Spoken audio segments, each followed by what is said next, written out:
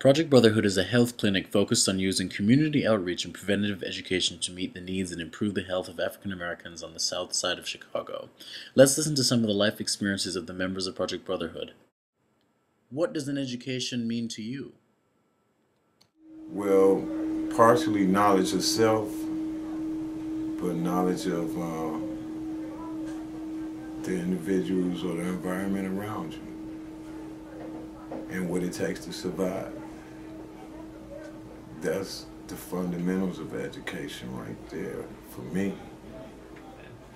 Our education is a must, see, because when I was growing up, I had started at the age of 13 smoking weed, and I was getting high in the school, ditching school, getting high. And education is a must because you don't want to be at 44 trying to get your education. So I advise all the young brothers to stay in school. I didn't think more about education until I got older.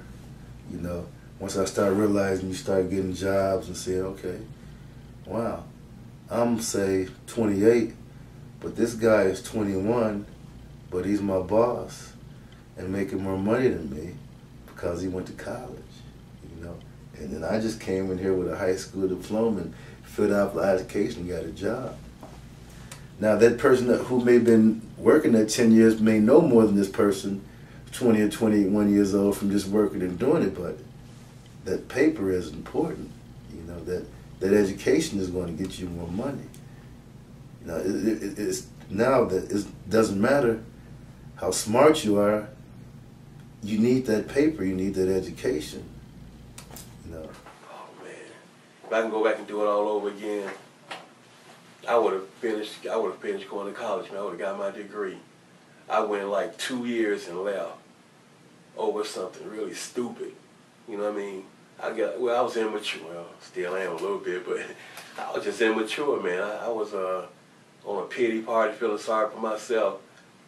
And I guess since I've gotten older, man, I realized that education, man, is so important. It means so much. That's the, you know, I'm not so much into money, you know, being rich and all that, because that really don't mean a lot to me, because I feel like if you got God in your life, you're rich already. So I'm not stuck on materialistic things, but I think, man, knowledge is power, man.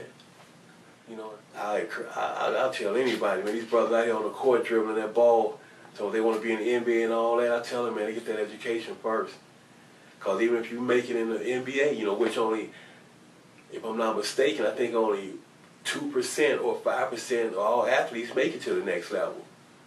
So you got all these people playing college and high school ball and thinking they're going to go to the next level, and a lot of them never make it, you know.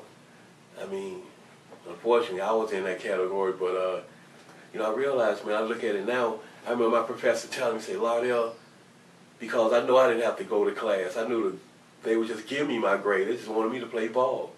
And I remember my black history professor was telling me, say, Lardell, hey, man, do the work, man. You smart enough to do the work. Don't get by like that. You know, he's like, what if you might make it to the next level, make it to the pro table, then after that's over with, or if you don't make it, what you going to have to fall back on?